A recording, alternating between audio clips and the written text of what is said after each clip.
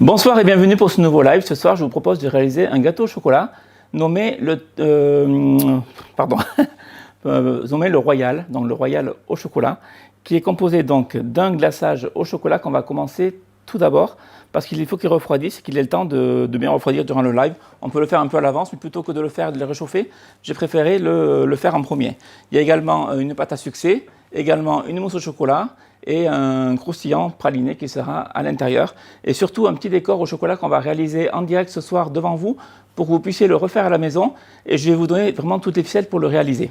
Alors pour le glaçage au chocolat, il nous faut du cacao en poudre, il nous faut du sucre en poudre, il nous faut de l'eau, il nous faut de la gélatine en poudre que j'ai déjà hydratée, donc que j'ai tout simplement mélangé avec 6 fois son poids en eau. Donc ici je crois que j'ai 12 grammes de mémoire, donc 6 fois son poids en eau et de la crème.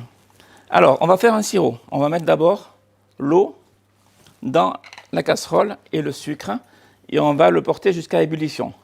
Lorsque l'ébullition sera obtenue, on va maintenir cette ébullition pendant quelques instants, juste le temps que le sucre ait le temps de fondre. Dès que le sucre est fondu, c'est bon, le sirop sera prêt et on pourra préparer notre glaçage. Sachez que la recette est d'ores et déjà sur le site.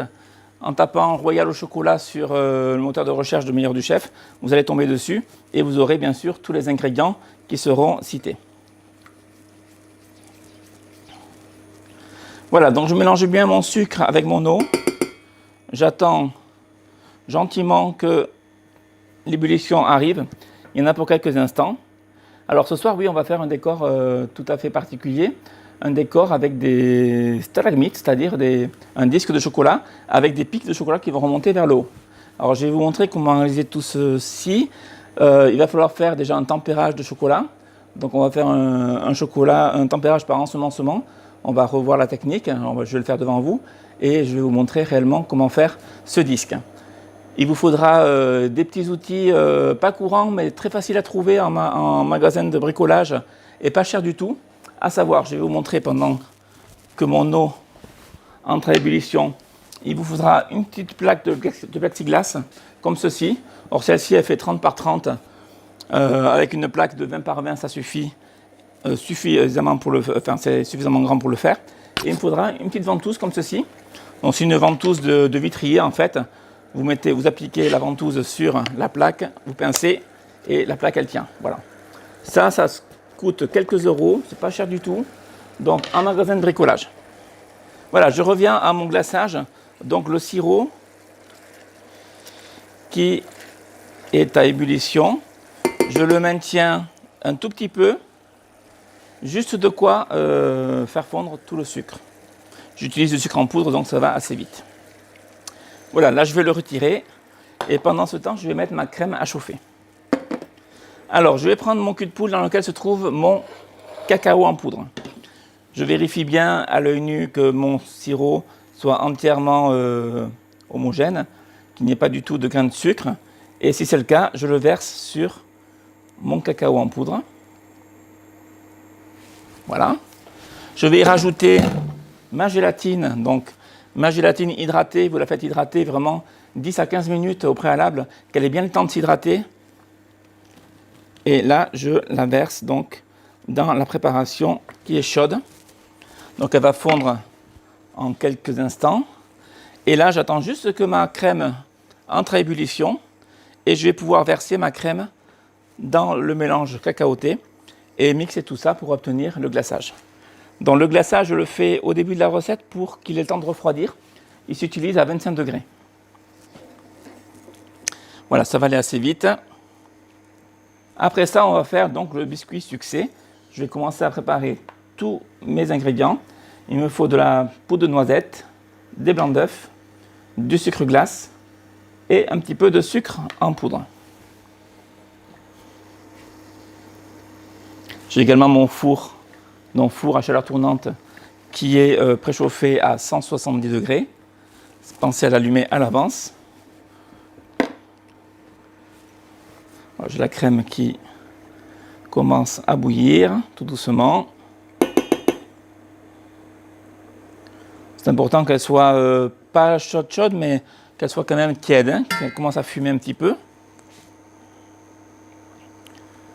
Voilà, là, elle frémit. Donc, je vais la verser dans mon récipient. Et là, avec donc, mon petit mixeur plongeant, je vais tout mixer finement. Le but étant de bien incorporer le cacao, qu'il n'y ait pas de grumeaux, de bien faire fondre la gélatine, bien sûr. Or, si vous avez une crainte que la gélatine ne fonde pas bien, vous pouvez la faire fondre au préalable au four micro-ondes pendant quelques secondes et vous la rajoutez ainsi fondue. Mais bon, il n'y a pas de souci, ça devrait le faire. Donc attention aux éclaboussures.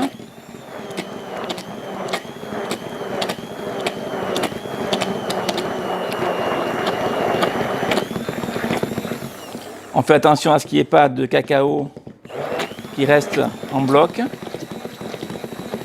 Alors là, on a des bulles d'air partout, c'est pas grave. On mixera mieux tout à l'heure, juste avant le glaçage, pour éliminer toutes les bulles d'air.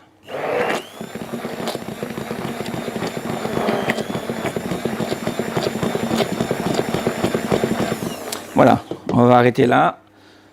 Je vais débarrasser donc mon glaçage dans un bac sur une fine épaisseur pour qu'il refroidisse rapidement, car j'ai besoin qu'il atteigne 25 degrés d'ici la fin de l'émission.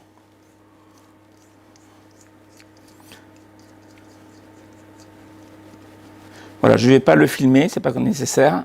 Je le laisse de côté.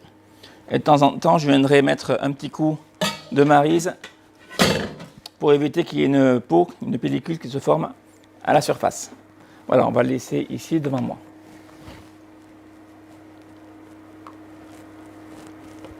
Voilà.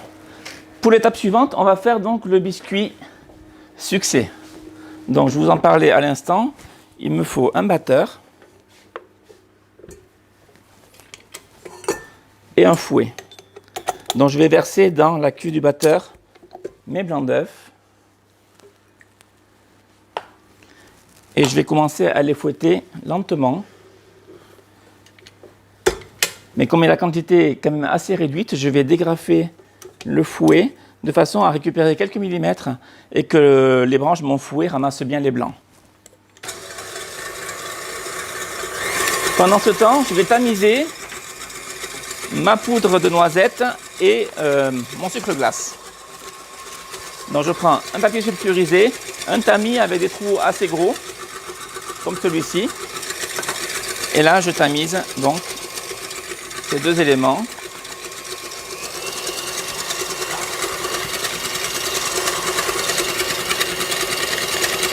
Comme ceci.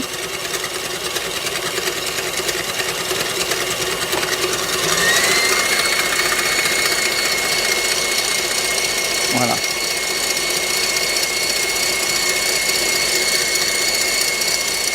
Alors quand les blancs commencent à bien mousser, à être blancs, je rajoute progressivement mon sucre. Je peux le faire en 2 fois, vu la quantité, qui n'est pas très importante.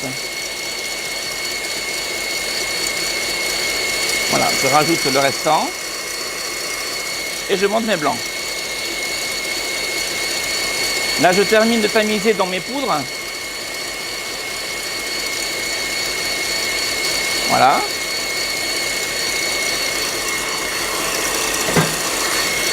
Et je garde ça de côté. Lorsque mes blancs sont bien montés, je vais prendre une maryse. Je fais encore un petit peu. Je veux des blancs quand même assez serrés.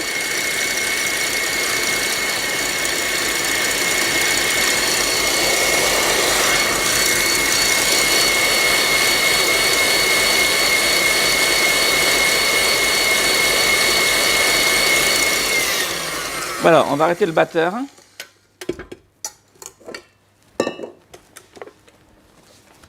Je vais vous montrer à la caméra. Donc, j'ai des blancs qui forment un bec d'oiseau. Vous pouvez le voir. Gaëtan, si tu changes de caméra, on le verra peut-être mieux comme ceci, avec le fond voilà, de mon tablier. On voit ici vraiment le bec d'oiseau. C'est une meringue qui a été serrée, mais qui reste quand même relativement souple. On ne va pas la battre à outrance. Il faut qu'elle soit relativement souple. Donc, je vais rajouter dans ma meringue les 2 poudres, à savoir le sucre glace et la poudre de noisette. Je mets tout en une seule fois. Et là, je vais mélanger délicatement avec une maryse, de façon à obtenir mon appareil à succès. Donc succès noisette ce soir. On pourrait très bien le faire avec, au lieu de la poudre de noisette, mettre de la poudre d'amande. On obtiendrait un biscuit similaire, mais avec une petite saveur différente du fait qu'on ait changé le fruit sec. Voilà, alors je mélange délicatement, mais pas non plus trop longtemps. Il ne faut pas faire tomber la préparation. Dès que le mélange est homogène et qu'il n'y a plus de poudre qui traîne au fond du cul de poule, de la cuve, on arrête de battre, de mélanger. Et là, je vais mettre donc la pâte dans une poche à douille.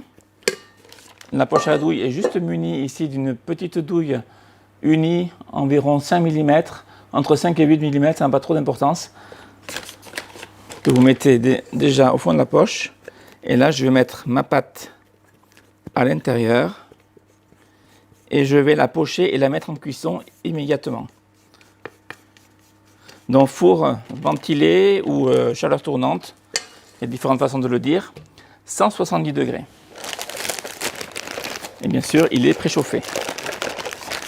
Donc, je vais pocher ma pâte sur une feuille de papier sulfurisé sur lequel je vais tracer un cercle avec un cercle inox de 18 cm de diamètre. Donc, je viens bien appuyer avec mon crayon pour pouvoir voir le cercle par transparence. Je retourne mon papier pour ne pas que le carbone du crayon s'imprime sur le biscuit lors de la cuisson.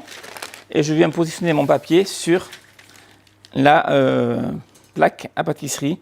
Ici, j'ai pris une plaque perforée, donc pour une meilleure cuisson. Voilà. Donc ici, on voit bien le cercle. Je ne sais pas si on s'en aperçoit. Voilà, là, on le voit mieux. Donc, je vais venir pocher ma préparation en spirale, en partant du centre et en m'éloignant jusqu'aux bordures. Si on dépasse un petit peu le trait, ce n'est pas très grave. On a juste de la pâte pour faire un disque. Voilà, on y va tranquillement. On évite de faire des trous. On essaye donc d'avoir le cordon de pâte qui soit bien régulier, bien collé. Si on fait un trou, on fera une retouche. C'est pas très grave non plus. Voilà, je vais jusqu'au bord, comme ceci. Voilà, il reste un tout petit peu de pâte, mais on ne peut pas réduire la recette, sinon on n'arrivera pas à avoir la texture qu'on veut. Je redonne un petit coup à mon glaçage, voilà, qui refroidisse. Je contrôle la température également.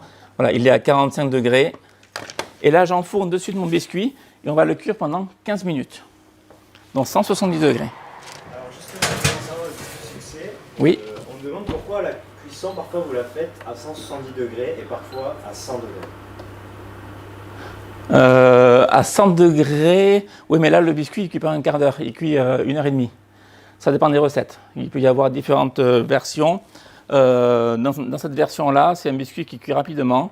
Et dans le vrai gâteau succès, dans lequel on vient insérer une crème au beurre, il y a différentes couches de biscuit succès et une crème au beurre praliné, si je me souviens bien. C'est vrai qu'il y a un biscuit succès qui cuit qu'à 100 degrés, mais pendant 1h30. Voilà, mais la température de cuisson est beaucoup plus réduite, vu qu'on n'est qu'à 100 degrés, donc le temps de cuisson est beaucoup plus long. On cuit 1h30. Là, je ne cuis que 15 minutes. Et ensuite, concernant le glaçage au chocolat, est-ce qu'on pourrait le conserver au congélateur? On peut le conserver très facilement au frais déjà. Ça, c'est ma première réponse. Mais dans ce cas-là, vous le filmez bien au contact. Il aura le temps de bien refroidir et en retirant le papier, le glaçage, il risque d'y en avoir qui reste collé un petit peu en surface du papier, mais pas trop, une fois qu'il sera froid. Et au congélateur, ça pourrait. Mais il va se conserver très bien au frigo pendant plusieurs jours parce qu'il n'y a que de l'eau, du sucre. Bon, il y a un petit peu de crème, je suis d'accord. La gélatine, on n'en parle pas. Et du cacao.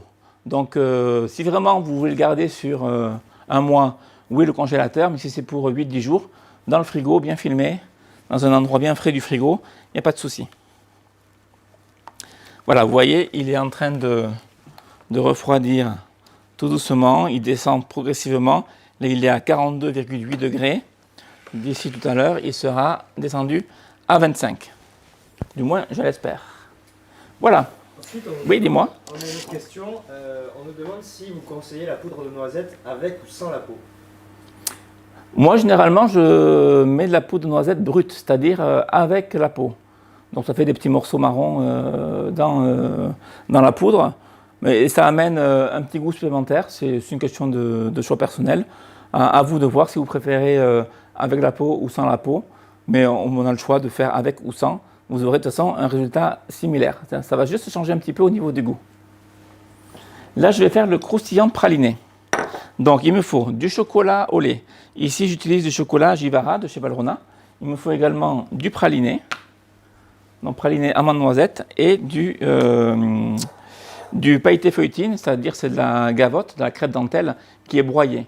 Alors, soit vous achetez des crêpes dentelles entières que vous broyez vous-même à la maison pour obtenir donc ces petits débris, soit vous l'achetez toute prête.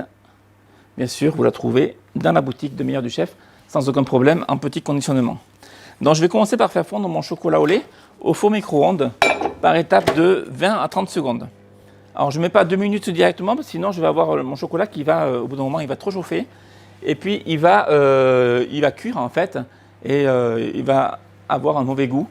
Il va former des petits grains également, et ça ne sera pas bon. Donc, je le fais pendant 20-30 secondes.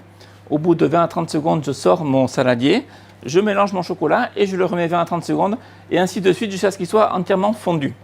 Là, on n'a pas trop de température à respecter. On va quand même essayer de rester aux alentours des 50 degrés, mais ce n'est pas la peine d'être avec votre thermomètre à vérifier. On n'est pas sur du tempérage. On viendra sur le tempérage tout à l'heure. Et là, je vais vous remontrer une technique par ensemencement qui est pratique à faire, facile à faire.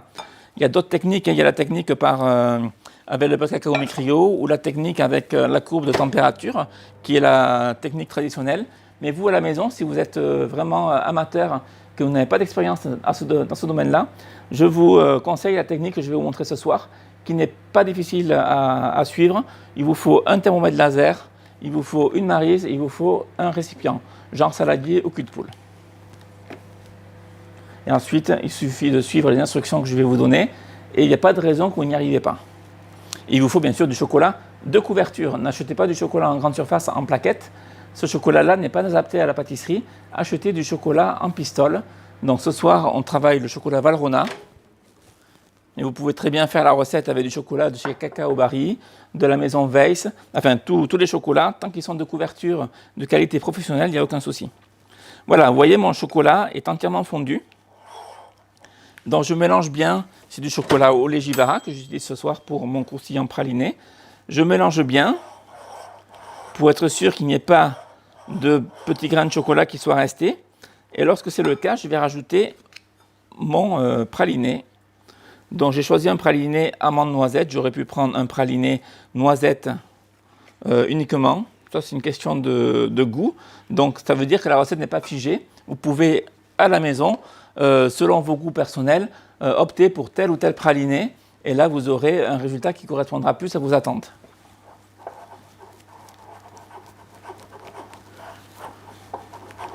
Voilà, je mélange bien donc mon praliné et mon chocolat. Et ensuite, je vais venir intégrer mes paillettes donc, de crêpe dentelle. Et je mélange à nouveau pour obtenir mon pailleté feuilletine. Donc c'est une recette très facile à faire. Et ça va vous apporter surtout du croustillant lors de la dégustation. Alors justement, est-ce qu'on pourrait mettre autre chose que des pailletés dentelles À la place du pailleté feuilletine ? Ouais. Ben, disons qu'on intègre cette préparation pour avoir du croustillant. Alors qu'est-ce qu'on pourrait mettre d'autre pour avoir du croustillant ? Là, vous me prenez un petit peu de cours, il faudrait réfléchir à la question. Mais pourquoi cette question déjà ? Parce que est-ce que la personne n'aime pas le pailleté feuilletine ou parce qu'il n'en a pas à la maison ? S'il n'en a pas, le meilleur moyen, c'est de vous en procurer. C'est difficile de faire un royal chocolat avec des ingrédients bien spécifiques si on ne les a pas à la maison. C'est comme quand vous faites un potage chez vous, vous achetez les légumes, c'est primordial. Donc là, vous voulez faire l'entremets que je vous propose ce soir à la maison, il faut déjà acquérir les ingrédients nécessaires. Et ce ne sont pas des ingrédients qui sont difficiles à trouver. C'est des ingrédients tout à fait courants en pâtisserie aujourd'hui. On nous dit par exemple du crumble. Mais le crumble, il va s'humidifier, donc le croustillant, on ne l'aura pas. Au bout de quelques heures passées au frigo, on aura une pâte sur une pâte, mais on n'aura pas le côté croustillant. Là, le côté croustillant est obtenu par le pailleté feuilletine qui, du fait d'être enrobé de praliné et de chocolat, donc il est imperméabilisé par la matière grasse du chocolat et du praliné, et son croustillant va être conservé même s'il passe 10 heures dans le frigo. L'humidité du frigo ne va pas ne va pas atteindre le croustillant du pailleté feuilletine, et on aura vraiment ce croustillant qui va rester. Donc c'est pas anodin si je mets cette préparation dans le Royal. Et puis la recette du Royal, c'est ça. Je ne vais pas inventer une recette en modifiant un composant. Après, je ne pourrai plus l'appeler le Royal parce que ce ne sera plus vraiment la vraie recette. Donc ce soir, si vous voulez vraiment faire le Royal, il faut vraiment appliquer et utiliser les ingrédients que je vous montre. Donc là, vous voyez, j'ai bien mélangé tous les ingrédients et j'obtiens donc une préparation relativement souple et très malléable. Donc, lorsque le biscuit sera cuit, donc il reste encore 8 minutes, donc j'en ai fait un en amont que je vous montre ici. Voilà, on va obtenir ceci. Donc il faut le laisser refroidir, donc ça c'est très important. Et avec le cercle qui nous a servi à former la spirale, on va venir le découper. Donc durant la cuisson, il s'est très légèrement étalé, ou alors si on a dépassé un petit peu la bordure du crayon, ça dépasse. Donc on vient juste couper en appuyant fortement, ou sinon avec un petit couteau, on coupe tout autour, de façon à avoir un disque bien régulier, aux bonnes dimensions. Voilà, les chutes, vous pouvez les manger, il n'y a aucun souci. Et on va laisser le cercle donc sur notre biscuit, et on va venir y mettre l'intégralité de notre praliné croustillant. Voilà, que l'on va venir étaler avec une petite palette sur toute la surface du biscuit succès froid. J'insiste sur le fait que le biscuit soit froid. L'important, c'est d'avoir une couche régulière. Donc on prend bien le soin de l'étaler. Le cercle nous sert juste de guide pour éviter d'en mettre partout.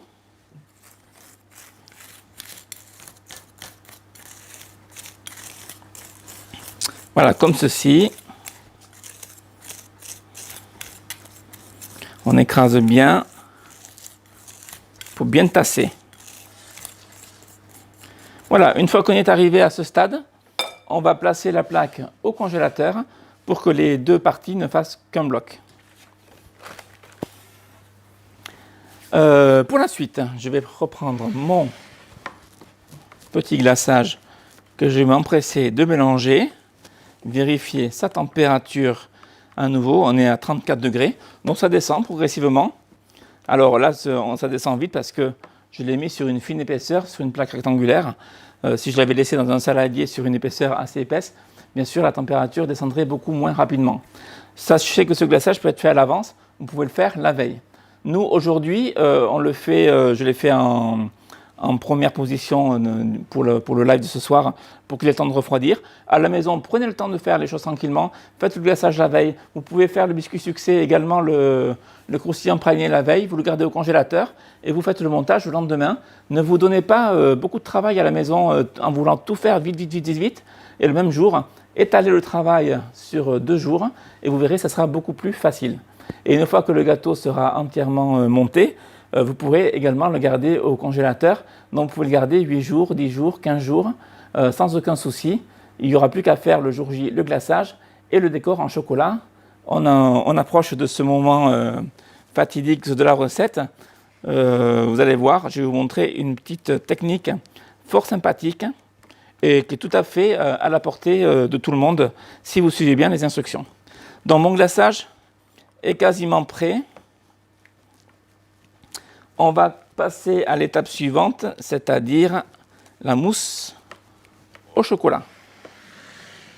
Alors, pour la mousse au chocolat, Gaëtan, tu vas aller me chercher, s'il te plaît, la crème fleurette qui est au frigo. Alors, je l'ai laissée au frigo volontairement parce que la crème a besoin d'être bien froide pour être montée en crème fouettée. La crème fouettée, c'est en fait une crème fleurette à 35% de matière grasse qui a été juste montée. Si on rajoute du sucre, on l'appellera crème chantilly. Dans la crème fouettée, on va la monter, mais on ne va quand même pas la monter en chantilly, on va la garder très souple. Très souple pour avoir une mousse au chocolat qui reste très malléable. Si on la monte trop, on va avoir le chocolat qui va bloquer assez rapidement et une mousse qui va devenir très dense, très, très épaisse. Je veux que lorsque je monte mon entremets, la mousse soit relativement souple durant tout le montage. Donc pour cela, on va rester sur une crème fouettée souple. Donc je vais commencer à la monter tout doucement. Voilà, elle est bien froide, la cuve aussi était dans le frigo. Et en parallèle, j'ai préparé mon cercle. Là, j'ai pris un cercle à mousse. Alors, cercle à mousse, c'est un cercle qui fait 4,5 de hauteur et qui fait ici 18 cm de diamètre. Et je vais filmer un des deux côtés de façon à créer un fond qui sera représenté par le papier film.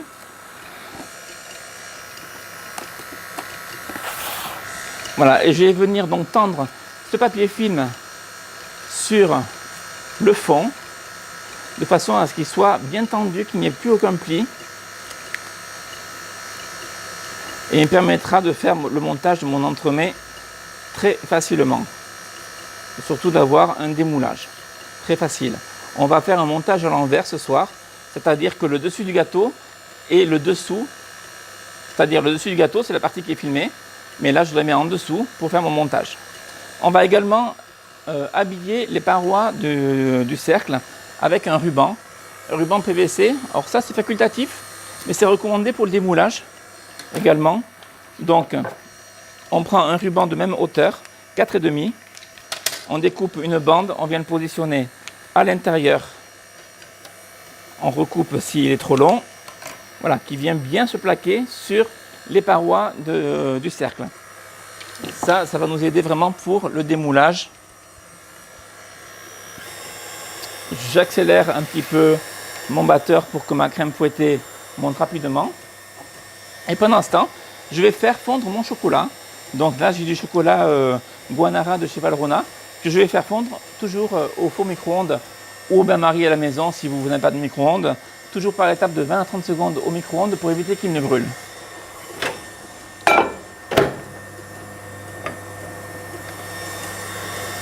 Voilà, et là, j'ai encore un petit ingrédient qui est du lait que je vais juste faire chauffer. Je vais faire chauffer sur la plaque ici sur le côté, juste jusqu'à l'ébullition. Pour cela, il me faut une petite casserole.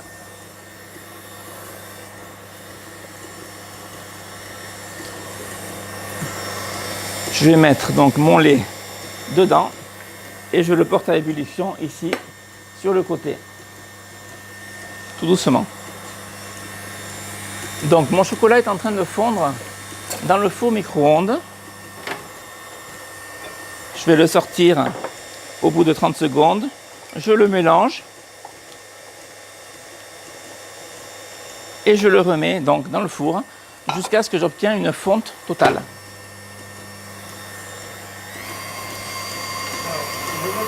Oui. Je me demande si les crèmes à 30% de matière grasse peuvent faire l'affaire. Oui. Toujours de 35%. C'est 30 ou 35%, mais pas en dessous. Ça marchera très bien. Je vous montre le biscuit, il sort du four. Voilà, il vient d'être cuit. Cependant, celui-ci est chaud, donc on ne va pas s'en servir. On va le laisser de côté. Et concernant ces biscuits, on a une autre question. Oui. Il y a quelqu'un qui nous dit son biscuit est toujours raplat en sortant de... Parce qu'il a trop mélangé. Le mélange a été trop fait, donc les blancs sont retombés. Donc le biscuit, il a tendance à s'étaler plutôt qu'à monter, à gonfler en fait à la cuisson. Alors il gonfle très légèrement, il a tendance un petit peu à retomber à la sortie du four. Mais si le biscuit est vraiment raplat, c'est que vous avez trop mélangé et les blancs sont retombés. Voilà, donc le chocolat fond progressivement. Là on a encore les pistoles entières, donc on va le remettre dans le four pendant quelques secondes encore. Je suis dans le four micro-ondes à puissance maximum. Ma crème fouettée monte progressivement. Alors je ne vais pas à vitesse maximum, je laisse monter ma crème progressivement, vraiment pour bien surveiller le foisonnement et que la texture de ma crème, vu que je veux une crème très souple.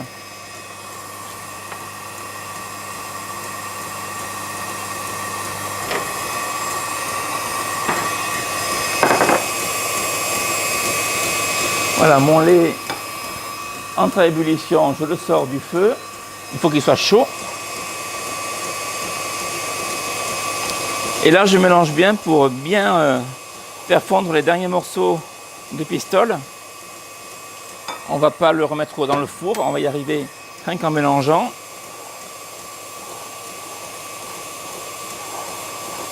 On va regarder à quelle température il est juste, par curiosité.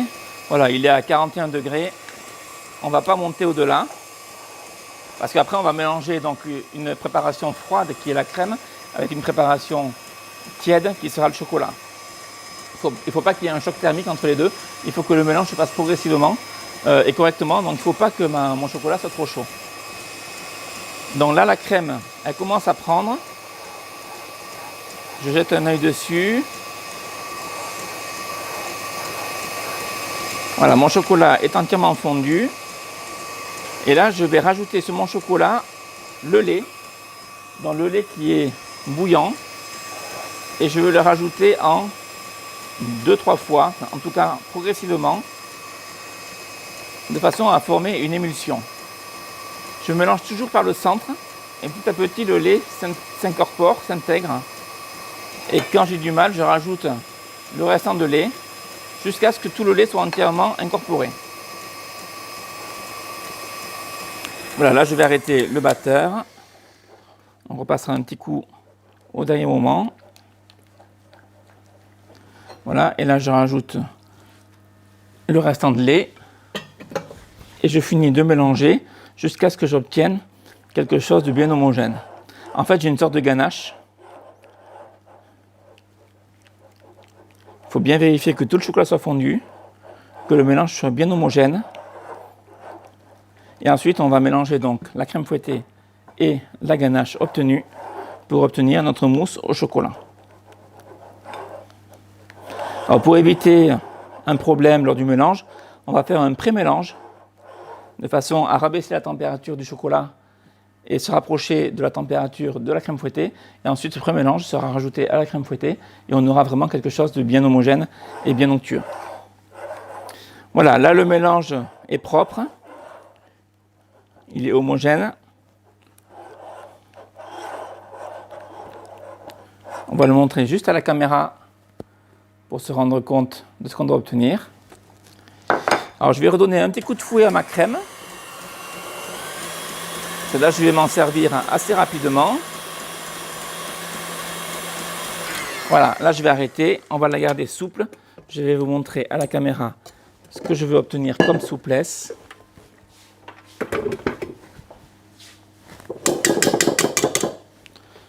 Prendre un fouet à main. Et là, je veux une crème qui coule. Si je prends la crème, elle coule du fouet. En fait, elle ne reste pas accrochée au bout du fouet. Peut-être, Gaëtan, sur l'autre caméra, on verra mieux. Voilà. Donc, une crème qui est relativement souple. Je vais rajouter environ un tiers de cette crème à mon chocolat. Et je vais l'incorporer. Voilà, c'est ce que je vous disais. Je suis en train de rabaisser la température du chocolat de façon à pouvoir incorporer cette masse dans la crème qui est bien froide. Si j'avais versé tout le chocolat directement dans la crème bien froide, mais il y a un risque que le chocolat se fige, forme des petites particules qui vont rester, et après on aura des grains de chocolat dans la mousse. C'est pas ce qu'on veut. On veut vraiment une mousse qui soit très souple et très homogène. Donc on fait ce pré-mélange. Voilà, la température est rabaissée. Je prends soin d'avoir un mélange homogène, dont je peux le mélanger un petit peu longuement, comme je le fais là. On obtient ceci. Voilà, ça c'est le résultat. Et là, je vais rajouter donc le restant de ma crème fouettée. Vous voyez, si je fais comme ceci, elle coule toute seule parce qu'elle est tellement souple qu'elle coule sans aucun problème. Voilà, là je m'aide avec la maryse.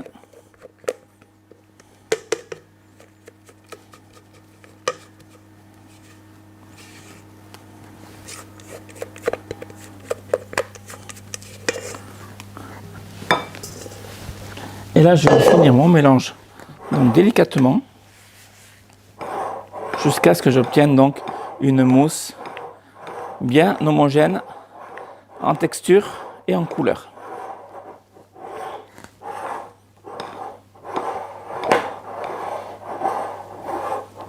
Alors là, maintenant, il faut aller vite parce que cette mousse, le froid de la crème va faire figer mon chocolat.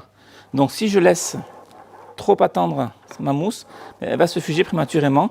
Moi, je veux vraiment la monter mon entremets pendant que la mousse est encore souple. Donc là, je ne vais pas traîner. Je termine mon mélange, je la mets en poche et on fait le montage immédiatement. Alors ça, c'était la partie facile de l'entremets. Donc, on va aller jusqu'au bout. Et après, on va passer à la partie un peu plus difficile. Cependant, tout à fait accessible. Il faut bien garder ça en tête.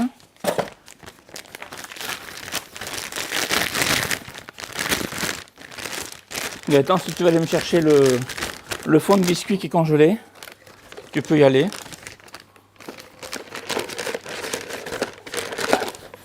Donc je vais mettre ma mousse au chocolat dans la poche.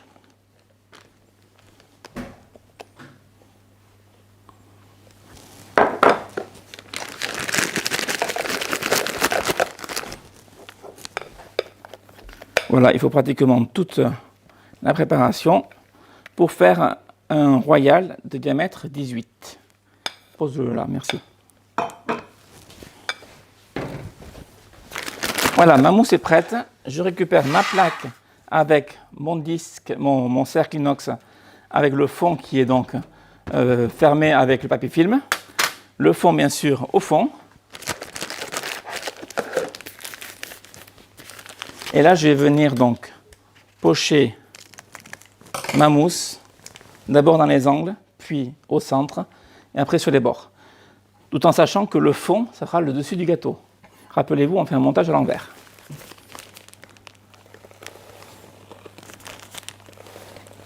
Alors, on a vraiment beaucoup de questions. Mais vas-y, tu peux les poser. Alors, on me demande si il est obligatoire de pocher la crème. De pocher la crème. Oui. C'est pour ce que je suis en train de faire là. Oui. C'est pour un travail plus propre. On pourrait, oui, directement verser la crème comme ceci dans le cercle. Mais bon, là, j'essaye d'avoir... je suis quand même devant vous, j'essaye d'avoir des gestes propres.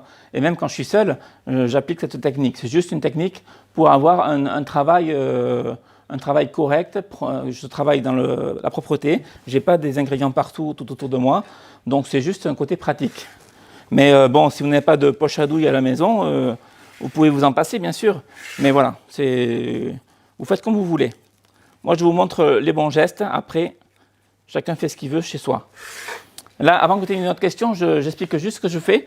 Je fais remonter la crème en fait sur les bords pour bien écraser sur le cercle et retirer les éventuelles bulles d'air. Donc ça, c'est important de le faire. Vas-y, pose-moi là une question. Ensuite, on nous demande si la crème est trop souple, est-ce qu'on peut rajouter du mascarpone? Non, ça va être... pourquoi ajouter de la densité et de la matière grasse? Le mascarpone, c'est quand même relativement gras. Pour alourdir l'entremets, non, enfin, vous pourriez le faire, ça marcherait, mais vous allez alourdir l'entremets, donc restez sur la recette.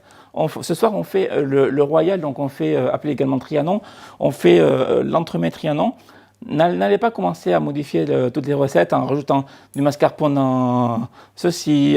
Tout à l'heure, on voulait modifier aussi le biscuit ou le glaçage. Bon, essayez de rester sur les recettes traditionnelles. Après, si vous voulez les transformer, bon, libre à vous, hein, mais déjà, essayez de faire la recette en l'état, réussissez-la, et lorsque vous aurez atteint vraiment le résultat voulu, là, vous allez pouvoir commencer à faire varier vos recettes et à changer le contenu ou changer un ingrédient dans une préparation pour obtenir quelque chose d'un petit peu différent.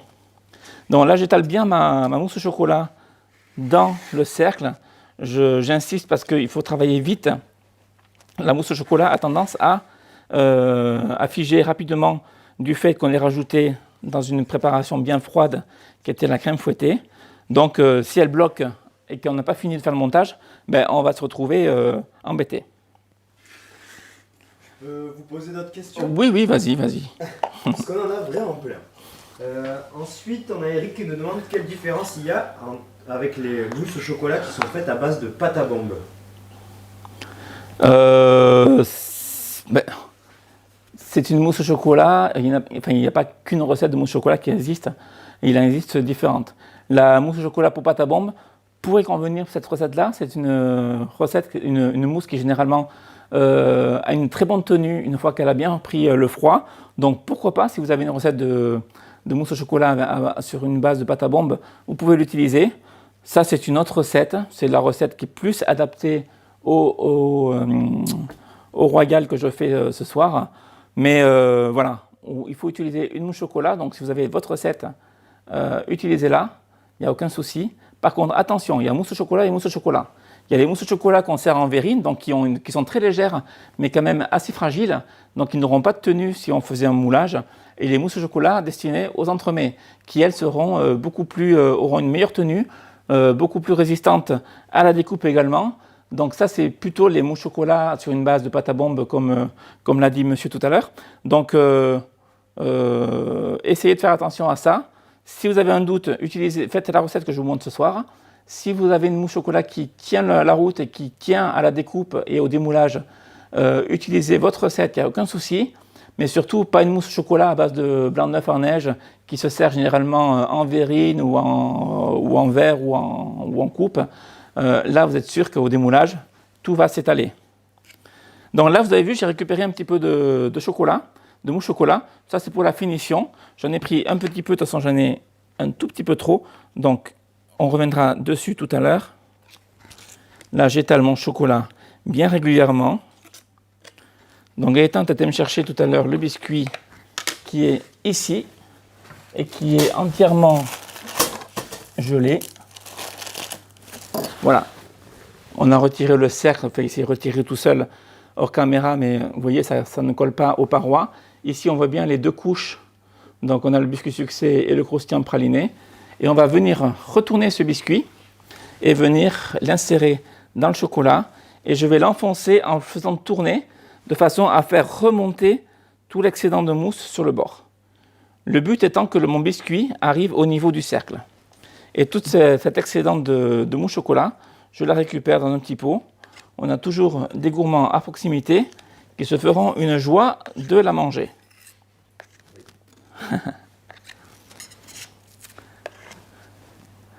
Ici, j'ai mon testeur attitré, nommé Gaëtan. Voilà. Donc, quand on est arrivé à ça, on lisse bien la surface. On vient filmer donc sur le dessus l'entremet et on vient le placer au congélateur. Grâce au papier film qui est en dessous, grâce au ruban PVC qui est tout autour et grâce au cercle donc, qui n'est en contact à aucun moment avec la préparation, on va pouvoir avoir un démoulage qui va être très facile. On va le voir tout à l'heure lorsqu'on sera arrivé à cette étape-là. Tiens, si tu veux m'amener ça au congélateur, s'il te plaît, tu pourras prendre les deux plaques ici. Voilà, ça je le garde de côté. Je vais juste le mettre dans une poche à douille prêt à être utilisé pour tout à l'heure. Vous allez voir l'utilité qu'on va en avoir. C'est un petit détail, mais c'est important d'avoir ce restant de mousse de côté. Si cette mousse, vous n'en savez pas de suite, vous la gardez au frigo et vous servira tôt ou tard pour la finition du gâteau. Sinon, vraiment, si vous n'avez pas de mousse, vous verrez, c'est la recette illustrée que vous pouvez découvrir déjà sur le site. J'ai utilisé des fruits rouges. On va revenir dessus au moment de s'en servir.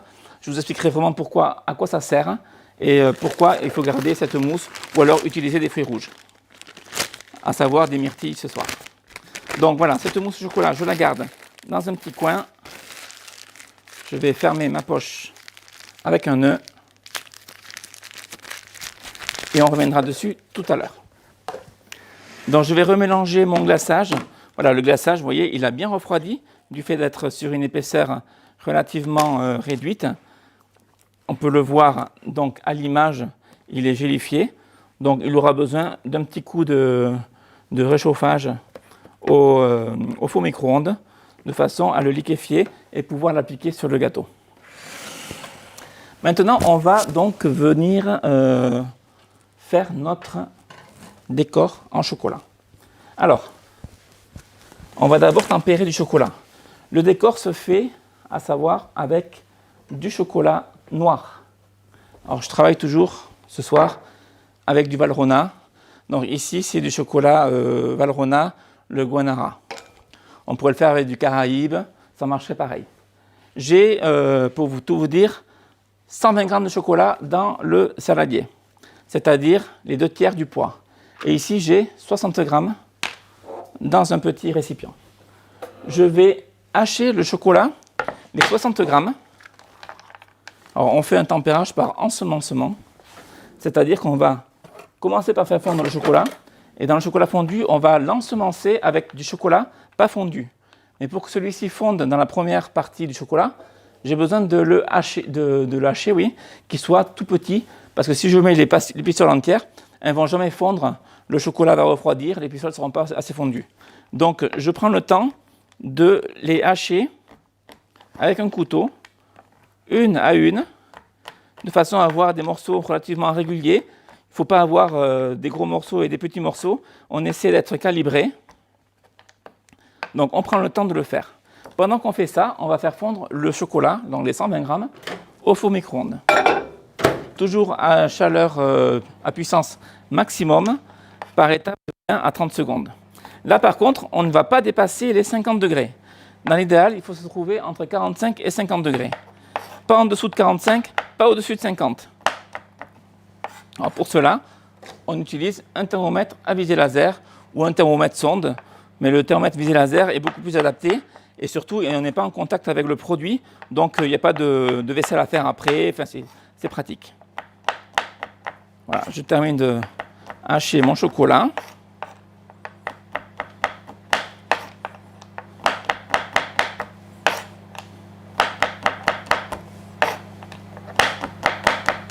J'essaie d'avoir quelque chose d'homogène. Je vais remuer mon chocolat qui a commencé à fondre ici. Donc, il n'est pas fondu entièrement, c'est normal. Et là, je vais le remettre dans le four pour 30 secondes de plus. Ici, je vais hacher comme ceci pour obtenir des brisures encore un peu plus fines. Voilà, l'important, c'est de ne pas avoir des gros morceaux. Voilà, ça reste. Est-ce que c'est une méthode qu'on pourrait utiliser pour le chocolat au lait ou le chocolat blanc également? Oui, oui, pareil. Oui, oui. C'est juste la température finale qui n'est pas la même. Mais la technique s'applique à tous les chocolats de couverture, oui, oui. Ou le chocolat rubis, ou le chocolat dulce, enfin tous les chocolats de couverture, il n'y a aucun souci. Donc là, je vais faire chauffer, je vérifie la température, je suis à 37 degrés. Donc je vais remettre au four micro-ondes pour chauffer encore un peu plus. Je vous rappelle, la température visée, c'est entre 45 et 50 degrés. Alors pour mettre fin à une série de questions, est-ce qu'on pourrait remplacer la gélatine dans le glaçage par de l'agar-agar? Je ne le recommande pas. L'agar-agar, on pourrait, mais l'agar-agar a une texture qui est totalement différente, qui est beaucoup plus cassante, et on aura un glaçage qui n'aura pas la texture souhaitée.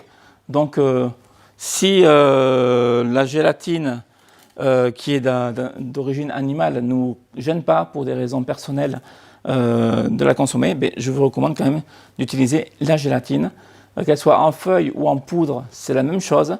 On l'utilise de la même façon, sauf que si c'est des feuilles, il faut les mettre trempées dans une grande quantité d'eau froide. Ensuite, il faut les goûter et l'incorporer dans une préparation chaude. Si c'est en poudre, comme ce soir, on mélange la poudre avec 6 fois son poids en eau. On laisse hydrater, c'est-à-dire on laisse la poudre bien absorber l'humidité et après on l'incorpore dans la préparation. Bon, là, mon chocolat est entièrement fondu. Je suis à 47 degrés, 47,3, 47,2. Voilà, ça varie un petit peu d'un dixième de degré. Donc, on est très bien. Donc là, maintenant, je vais venir ajouter mon chocolat haché. Donc je viens ensemencer mon chocolat. D'où le nom tempérage par ensemencement. Et là, je vais mélanger. Et en fait, le fait d'avoir ajouté un chocolat qui n'est pas fondu, ça va faire chuter la température de mon chocolat. Et là, le but est d'atteindre 30-31 degrés. Alors la température idéale, si on voulait faire un moulage, ça serait 31 degrés. Cependant, pour faire mon petit décor stalagmite, comme je l'ai appelé, on va descendre un petit peu en dessous des 31 degrés.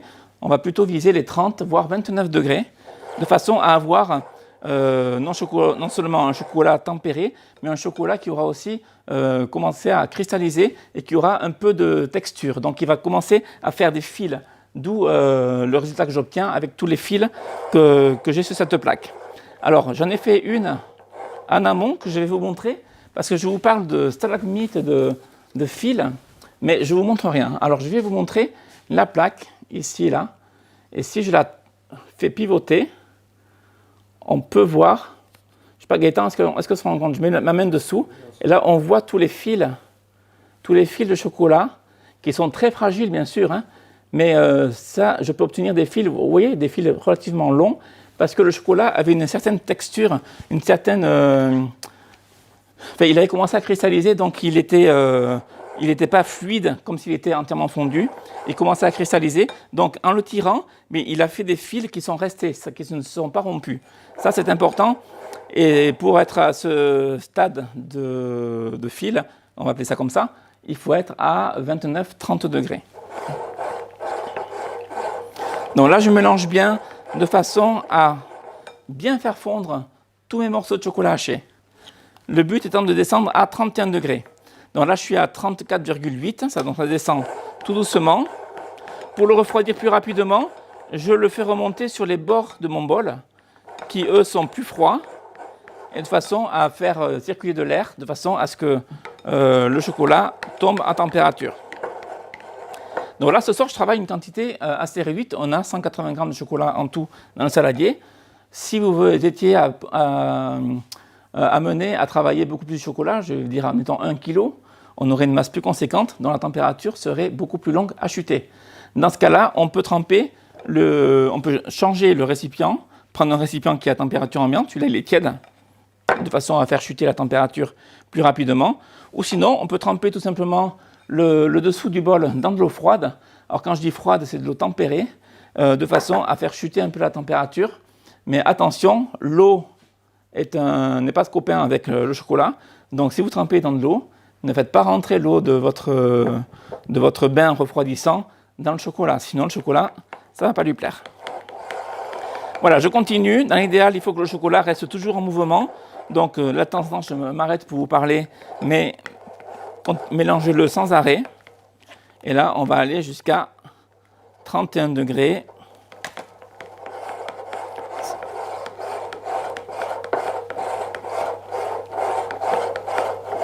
Voilà, en le mélangeant continuellement comme ceci. Alors je vais me prendre une petite maryse, j'aurai plus de facilité, de façon à bien corner les bords. C'est mieux de le faire à la maryse. Voilà, et là je peux bien ramasser mon chocolat et bien l'étaler sur les bords et bien le faire chuter. Alors ça c'est un travail qui prend un petit peu de temps. Tu peux regarder Gaëtan si on a un bol comme ceci, propre, à disposition, en verre, pour essayer de gagner encore un petit peu de temps durant ce live. Si tu l'as, c'est à gauche au niveau de la plonge.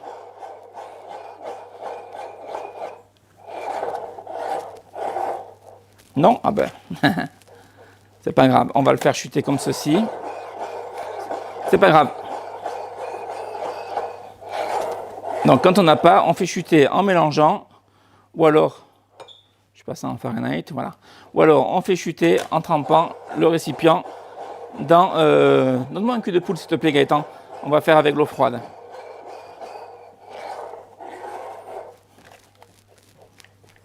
Voilà, 33,8, ça descend tout doucement. Alors je vais vous montrer la technique pour faire refroidir le chocolat avec le récipient d'eau froide. Donc je vais remplir un cul de poule d'eau froide. Donc c'est pas la peine de le remplir jusqu'en haut. juste avoir un fond, comme ceci.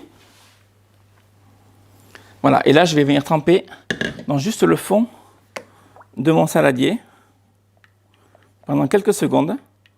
Alors attention, pas d'eau qui rentre dans le chocolat, surtout pas. Voilà. Et là je vais venir donc essuyer le dessous et je vais continuer à mélanger.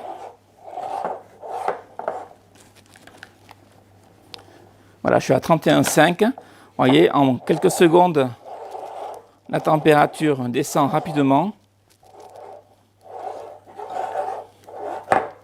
Et nous, ce qu'on veut atteindre, c'est du 31. Donc, je vais le replacer quelques secondes comme ceci, tout en mélangeant. C'est de l'eau froide tempérée, en aucun cas de l'eau réfrigérée, c'est-à-dire qui sort du frigo. Voilà, j'essuie bien mon récipient et je reviens tout mélanger pour avoir une température homogène à l'intérieur de mon récipient et je viens regarder comment je suis. Je suis à 31,1 degrés. On va essayer de rabaisser encore un petit peu d'un petit degré. Si c'était pour faire un moulage, je suis bien. Là, on veut faire notre plaque en chocolat. Donc, on va essayer de rabaisser encore d'un petit degré. On nous demande si on descend trop en température, on peut quand même rattraper son chocolat. Oui, après, si on descend trop, qu'il fige trop, on peut le réchauffer avec un pistolet thermique. Un pistolet de ce type-là. Donc, avis aux bricoleurs. Vous avez tout ça dans votre garage, je pense. Ou alors un sèche-cheveux, tout simplement. Vous réchauffez en surface et en dessous, mais pas longtemps, quelques secondes. Hein. Juste de quoi ramener le chocolat à le faire remonter à 31 degrés. Voilà, et là, donc, je prends la température, je suis à 29,7, donc je vais être à la température idéale. Donc, je m'arrête. Maintenant, je vais me préparer pour faire ma plaque en chocolat. Alors, il vous faut une lingette humide, comme ceci. Vous allez commencer par humidifier tout votre plan de travail. Alors, travaillez sur un plan de travail lisse, surtout pas un plan de travail carrelé, comme ceci. Alors, j'ai préparé une feuille guitare, qui est d'une taille qui fait environ 40 par 30 à peu près. Voilà, je la montre. Et je viens la positionner sur mon plan de travail humide. Je prends un papier absorbant et là je pars du centre et je vais jusque sur les bords de façon à bien plaquer mon papier, ma feuille guitare sur le plan de travail de façon à ce que la feuille guitare soit immobile. Alors ici j'ai un petit grain qui me gêne, je le retire. Il faut que ma feuille soit vraiment bien lisse. Un petit grain ou une petite miette, si c'est le cas, vous la retirez. Voilà. Et là, le fait que le plan de travail soit humide, donc sous toute la partie feuille guitare, mais ma feuille guitare va vraiment rester accrochée au plan de travail. Je vais faire pareil sur ma plaque en plexiglas. Alors, je vous l'ai montré au début du live. J'ai ma petite plaque qui me sert vraiment de support, qui fait 30 cm par 30. Celle-ci, elle fait 20 cm par 20. Ça suffit, du 20 cm. Mais bon, je voulais en faire un en amont, donc je l'ai utilisé. Donc je vais faire avec celle de 30 pour vous montrer.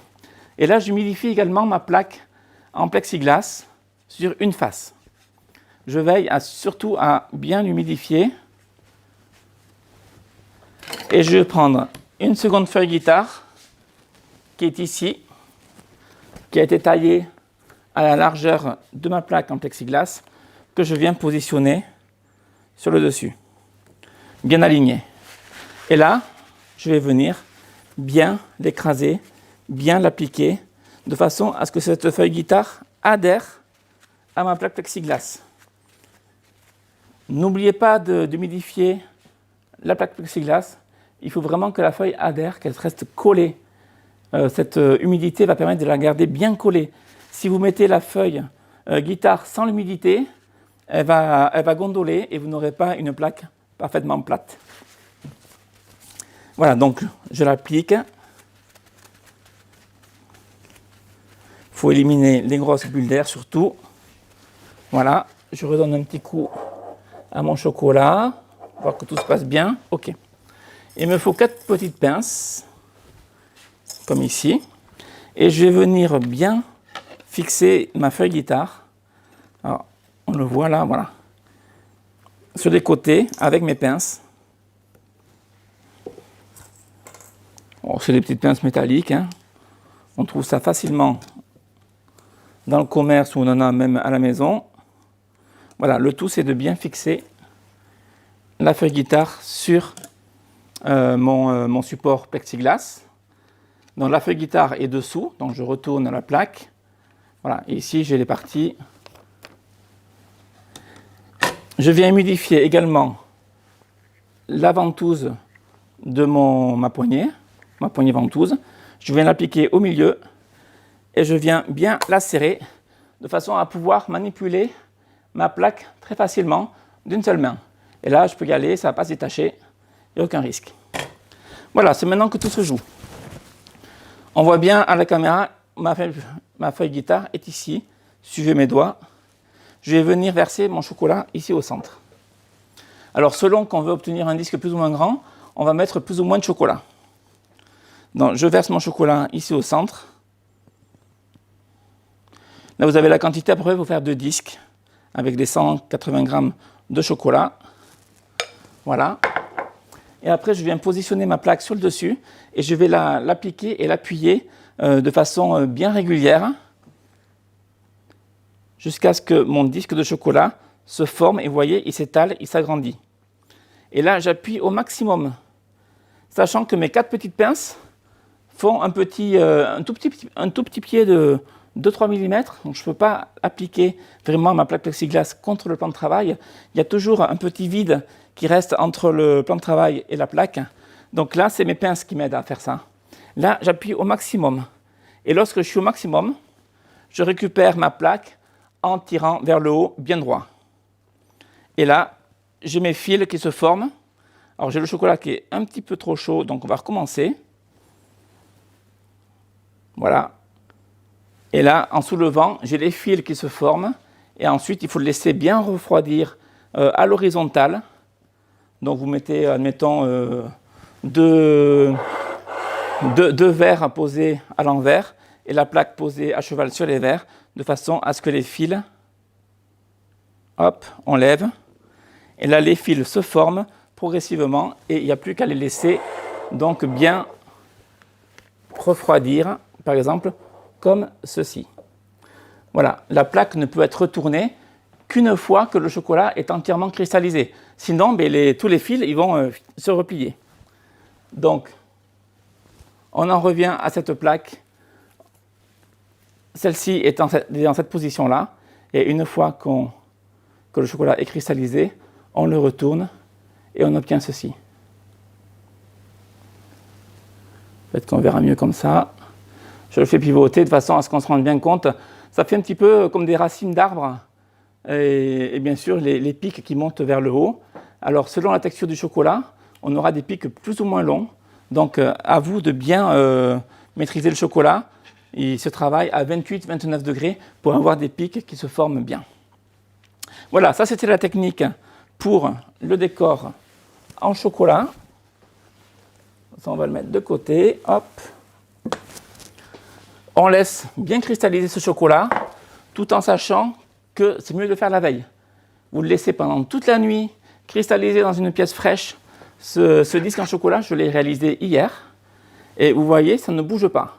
Par contre, vous ne décollez pas la feuille de la plaque plexiglas, sinon vous allez avoir le chocolat qui va avoir tendance à gondoler et les bords à remonter. Là, la feuille est maintenue par l'humidité que j'ai mise sur la plaque plexiglas et la base va rester bien plate. Et ça, c'est important. Voilà, donc je garde ça de côté. Alors c'est très fragile, donc on va essayer de ne pas le casser. Et là, on va passer à la suite. Dans la suite, on a notre glaçage qui est là figé, il est entièrement refroidi. Je vais juste le faire réchauffer au four micro-ondes. On va le ramener à température en fait, et on va le verser dans un pichet verseur. Et là, on va le remixer pour bien l'homogénéiser et bien retirer toutes les bulles qu'il contient.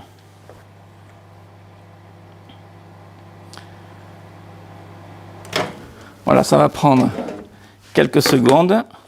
Ça va revenir assez vite.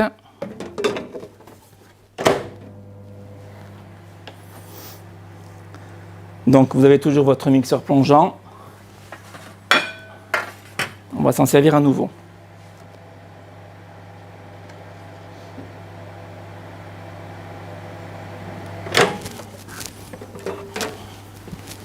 Voilà, alors attention à ne pas trop faire chauffer le glaçage, même si on a une masse qui est encore très gélatineuse ici, et une masse qui est très fondue ici. Ben, en mélangeant les deux, en mixant, on va homogénéiser la texture et homogénéiser la température. Si on fait tout fondre, on va remonter à des températures trop élevées, et là il va falloir attendre à nouveau que le glaçage soit à bonne température. Donc attention à ça. Donc on va tout transvaser dans le pichet. Donc il nous faut un récipient étroit et haut. Voilà, je verse tout dedans.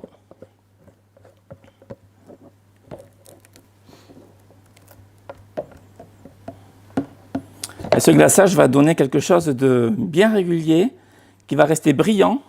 Alors ça c'est important, parce que les glaçages qui ternissent en refroidissant, ça existe. Celui-là va rester bien brillant. Et là, il n'y a plus qu'à mixer. De façon à tout bien homogénéiser. Je vais vérifier sa température. On devrait y arriver. Si tu as des questions, Gaëtan, n'hésite pas. Non, là, pas pour l'instant. D'accord. Voilà, là je suis en train d'obtenir quelque chose d'homogène. Voilà, on a obtenu à nouveau la texture bien fluide. Tu vas aller me chercher, s'il te plaît, l'entremets qui est dans le congélateur. Donc celui que j'avais fait en amont, bien sûr, parce que celui de ce soir, il ne va pas être figé.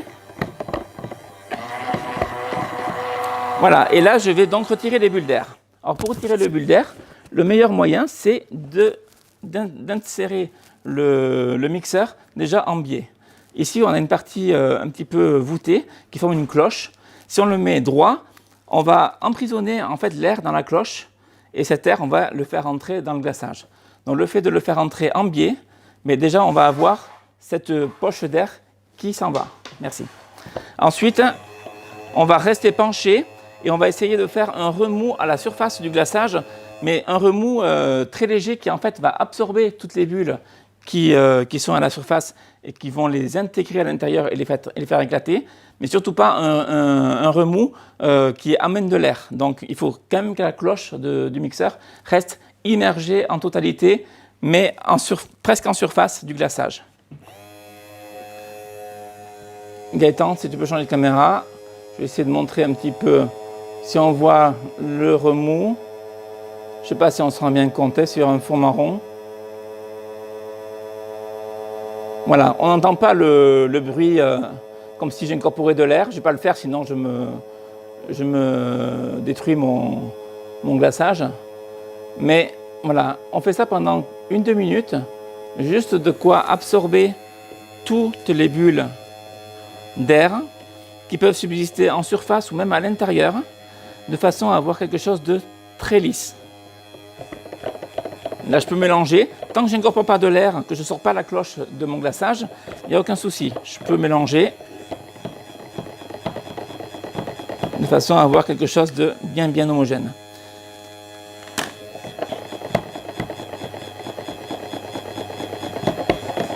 Voilà, mon glaçage va être prêt. Il est un poil chaud, mais bon, les aléas du direct nous obligent à continuer. Donc, on va le glacer. Il est à 35 degrés environ, soit 10 degrés au-dessus de la température souhaitée, mais ça devrait aller quand même. Voilà, mon gâteau est congelé. On l'a récupéré. Ce gâteau a été réalisé plus tôt dans la journée, donc il est congelé à cœur. Je vais prendre une plaque creuse munie d'une grille et je vais venir retirer donc la première couche de papier film, retourner mon gâteau. Alors je vais le retourner, mais je vais le mettre directement sur un carton or, légèrement plus petit. Je viens le positionner, voilà. Je viens retirer donc la partie supérieure, le film qui me servait de fond en fait. Et là, je retire mon cercle, vous voyez, grâce au ruban PVC, le cercle s'est enlevé tout seul, sans aucun problème. Je n'oublie pas de retirer mon ruban PVC, parce que si je glace mon gâteau en laissant le ruban PVC dessous, là c'est la catastrophe, vous ne pourrez pas le couper. Donc j'attrape un bord, et là je retire mon ruban PVC délicatement, qui se décolle sans aucun problème. Et je vais venir glacer donc mon entremets. Je prépare une palette pour racler le dessus, en commençant par les bords et en venant jusqu'au centre. Allez, j'y vais.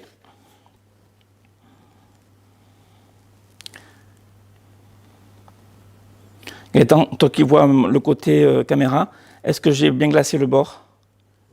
Oui. Ça a tout couvert? Un petit peu vers moi, un tout petit peu. Sinon t'es bien. Voilà. On évite de faire une repasse. Et ensuite, je taper un petit peu pour que l'excédent de glaçage coule. Et avec la palette, je viens la passer très légèrement pour enlever l'excédent. Alors légèrement, parce que si j'écrase trop, je vais tout redécouvrir. Et en fait, mon glaçage n'aura servi à rien. On va remettre à nu la mousse chocolat. Voilà, donc là je tape. Je laisse figer un petit peu avec le froid de l'entremet qui est congelé, mon glaçage qui est tiède à 35 degrés. Il y a un choc thermique qui va se faire, donc la gélatine va jouer son rôle et le glaçage va venir se figer donc, autour de l'entremet. Ici, j'ai une toute petite bulle d'air. Alors, je suis vraiment dans les détails. Je peux venir l'éclater avec une pointe de couteau. Voilà, et je rebouche le trou éventuellement. Mais vu que le dessus va être caché par mon disque en chocolat, c'est pas très gênant. Voilà, le glaçage est en train de se figer. Alors là, on va mettre l'entremet sur le plat de service. On va déjà rapprocher le plat de service. On va récupérer l'entremet délicatement de la grille. Donc on va attraper et l'entremet et le carton qui est dessous. Le carton va me servir à le manipuler sans problème. Et surtout sans m'en mettre plein les doigts. Alors je vais m'en mettre un petit peu sur les doigts, mais pas non plus des masses. Hop.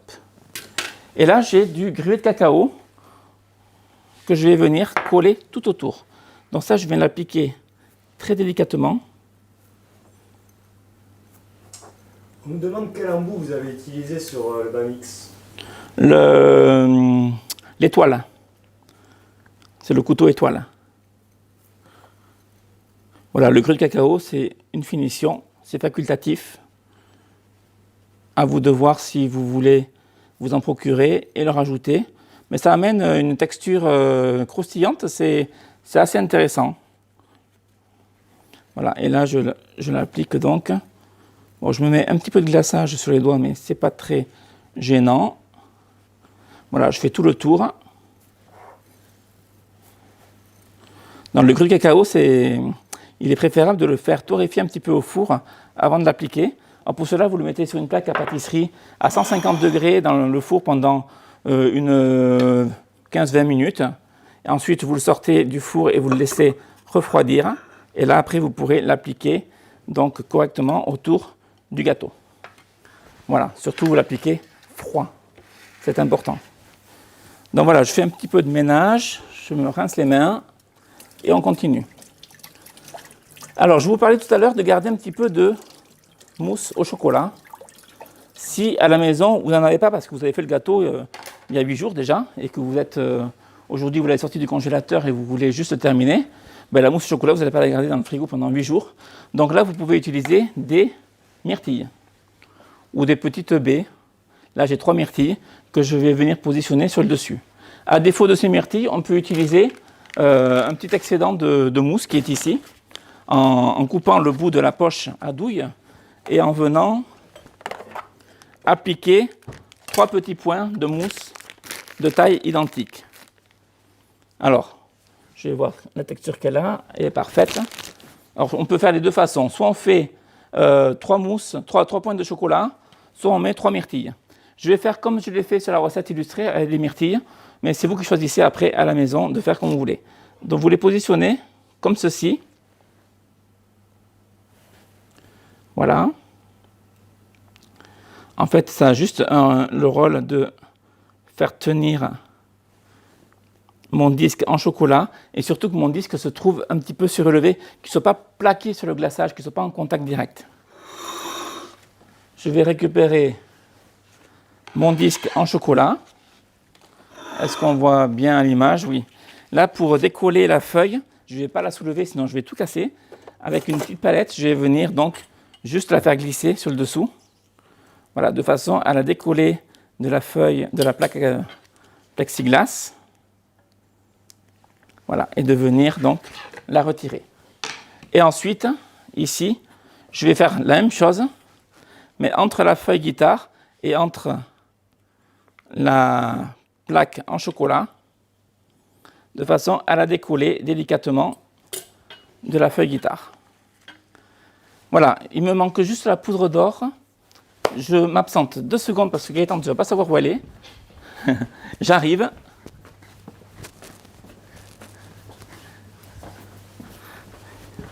Ça, c'est la petite finition qui est indispensable.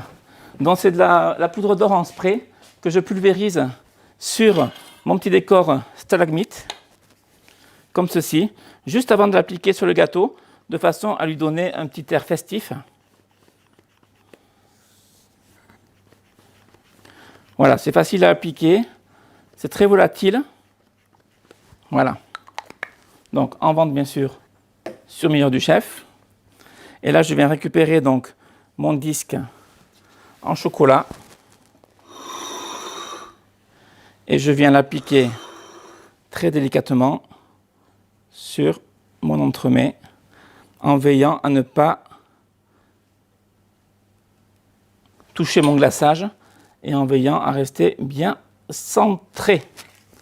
Voilà, cet entremets n'a plus qu'à rester au frais maintenant pendant 2 à 3 heures, le temps que toute la partie mousse chocolat, croustillant praliné et biscuits et ses succès décongèlent.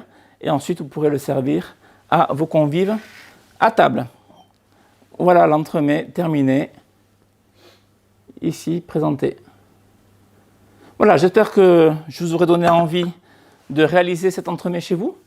Donc, c'est le Royal Chocolat, appelé également Trianon, ça dépend des régions. Chacun a son appellation. Sachez que la finition, bien sûr, avec mon disque stalagmite, c'est une finition personnelle. Le vrai entremets n'est pas présenté comme ceci, mais j'ai voulu lui donner un petit air un peu plus festif que la normale. Sachez que c'est une technique qui est tout à fait réalisable à la maison. Si vous avez un petit carré de plexiglas comme celui-ci, une petite ventouse que j'ai ici, hop, je vous remontre, que vous trouvez très facilement en magasin de bricolage et qui ne coûte pas cher du tout. De la feuille guitare, ça c'est facile à avoir. Je sais que beaucoup de monde en ont chez eux. Et ensuite du chocolat de couverture et puis on fait ça tranquillement. Le premier sera moyen, le second sera mieux, le troisième sera parfait. Il faut juste un petit peu d'entraînement. Je vous donne rendez-vous la semaine prochaine. La semaine prochaine, je reçois un invité de marque, encore une fois, que vous connaissez, qui est déjà venu me rencontrer les années précédentes. Ça sera Thierry Bamas, donc meilleur ouvrier de France, pâtissier, champion du monde glacier. Enfin, il a beaucoup de titres. On va le retrouver donc pour un dessert qui sera un dessert de Noël, Gaëtan. Oui, on commence à se rapprocher de Noël. Donc on va en parler de plus en plus. En attendant, c'est mercredi prochain à 18h45 sur notre chaîne YouTube, bien sûr, comme à l'habitude. Et pour ce soir, je vous libère et je vous souhaite une très bonne soirée et à mercredi prochain. Bonne soirée.